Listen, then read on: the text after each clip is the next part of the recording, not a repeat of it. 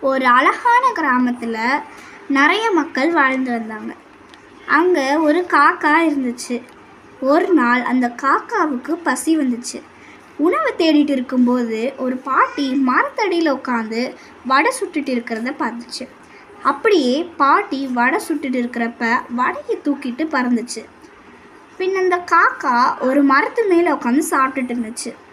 அந்த வழியில் ஒரு குள்ளநரி வந்துச்சு. குள்ளநரி ஒரு தந்திரம் பண்ணுச்சு. அந்த காக்கா கிட்டேருந்து எப்படி வடையை பிடுங்கிறதுன்னு யோசிச்சுச்சு. இந்த குள்ளநரிக்கு ஒரு யோசனை வந்துச்சு. அப்படியே காக்காவை ஒரு பாட்டு பாட சொல்லிச்சு.